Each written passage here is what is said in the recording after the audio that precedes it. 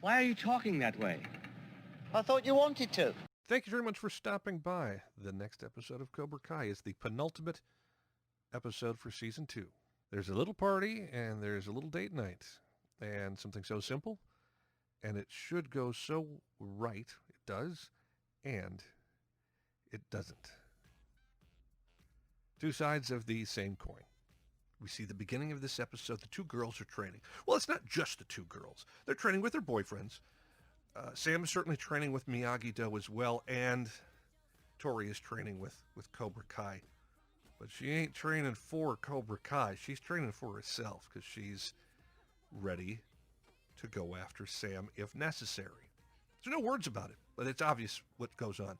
She believes she has to fight for what she has. That's her philosophy.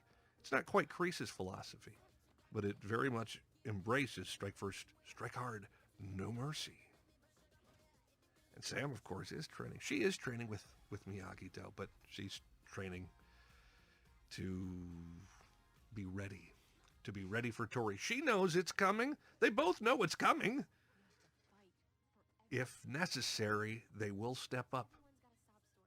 Those girls are ready. It's a great pre-title card sequence.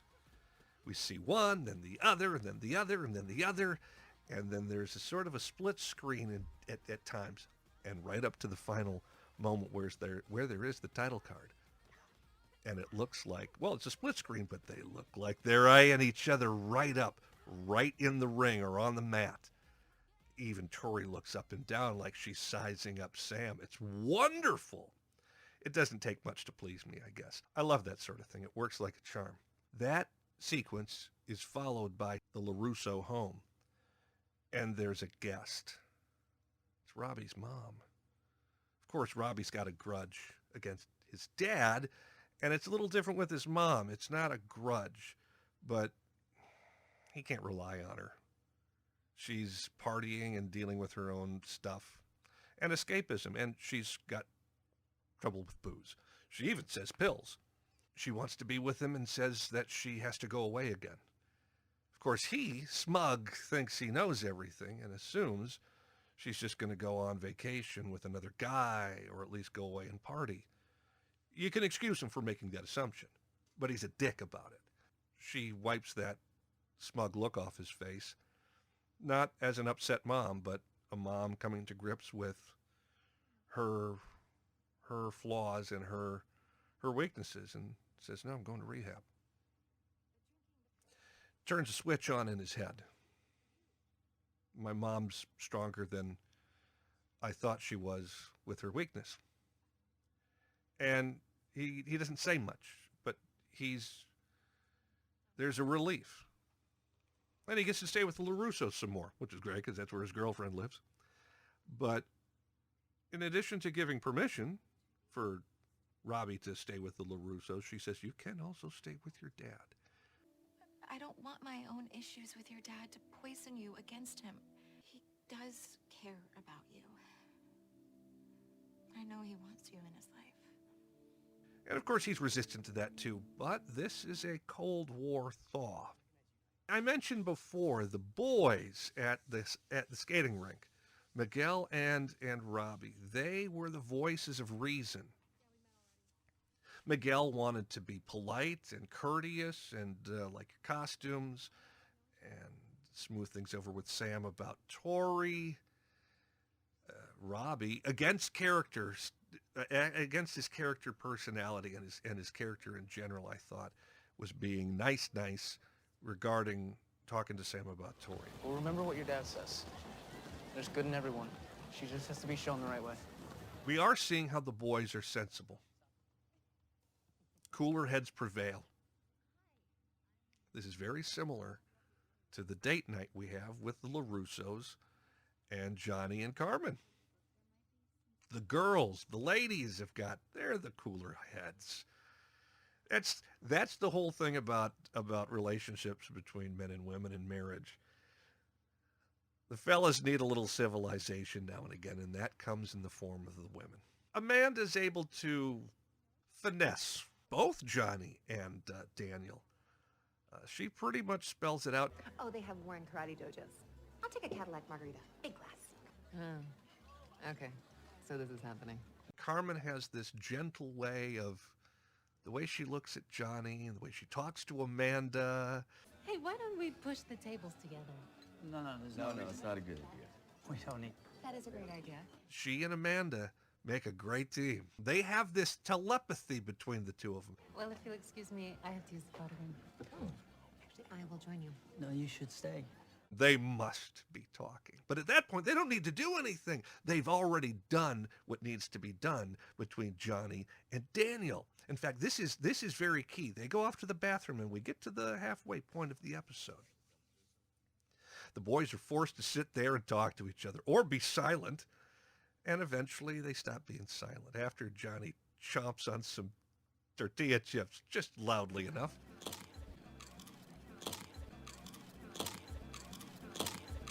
Eventually we get to the point where Daniel says all of the things he should have said any number of times in previous episodes. You know, you and Kreese are like two psychotic peas in a pod. Kreese is gone. He's not coming back. Why would you even let this guy back in your life? Because I thought he could change. That's exactly what Daniel needed to hear. Turns out I was wrong, so I pushed him away. And he has this wonderful expression on his face. I want Cobra Kai to be better. Johnny says, I was wrong about him. Kreese is gone for good. But the expression on Daniel's face was, I guess I was wrong about you. It's fantastic. It's wonderful. It's the message we need today. It fits hand in glove with the theme of the whole series. Doesn't everybody deserve a second chance? It fits with the early part of the episode. Robby seeing his mom thinking she's just going to go off and party again. Nope, going to treatment. I guess I was wrong about you, Mom. It's the entire theme wrapped up in those words. I guess I was wrong about you. Again, a perfect message for today. For any day. It doesn't always work out, as we're about to see at Moon's party. Cooler heads prevail, and sometimes you really got to try real hard for cooler heads to prevail. Moon has this great kegger party while her parents are gone. And of course, she is of the attitude and the frame of mind. I'm inviting my friends.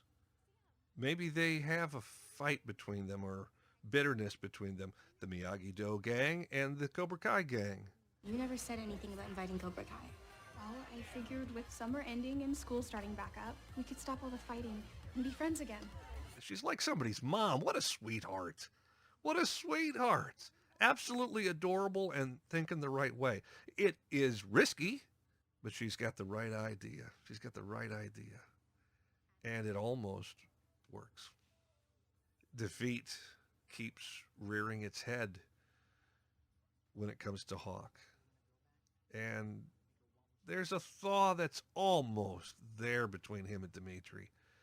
But his rejection that he feels, that Moon is very sweet. It's a little awkward moment like we've seen in the previous episode between Sam and Miguel at the roller rink.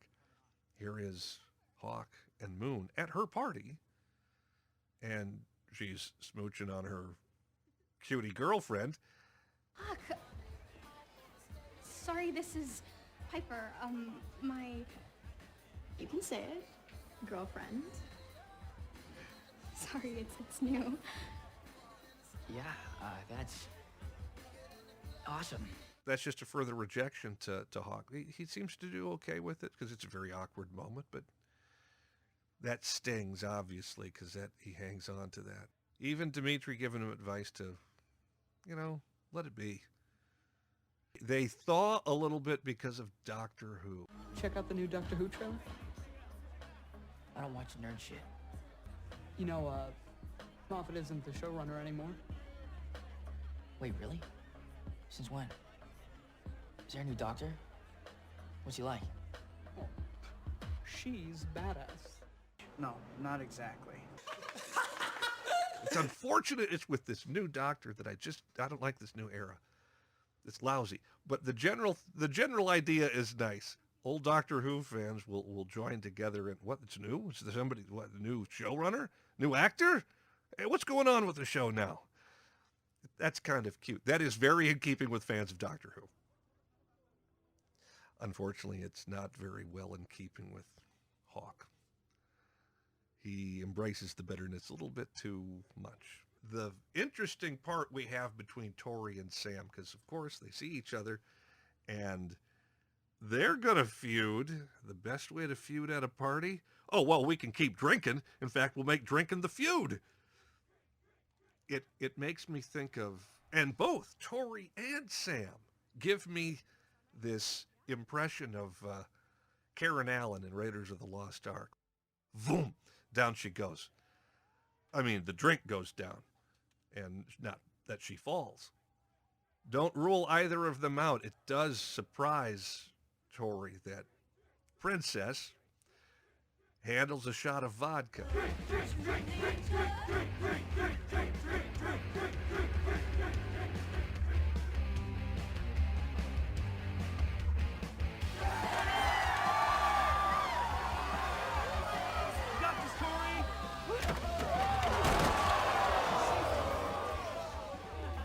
Somebody couldn't hold their liquor, huh? And it was very clear by the end of the evening, the end of the party, Sam had more than plenty to drink and might not have been able to steady herself too well on her own and didn't want to go home alone. Her parents would freak. And that's where the thaw between Johnny and his father brings Johnny to his dad's house so he could have Sam not go home and be safe and not worry her parents. All parents know this is a bad idea. All parents know this because they were in high school at one time too. If one thing will bother parents more and worry parents more than their drunk kids coming home, it's their kids not coming home. Horrible idea.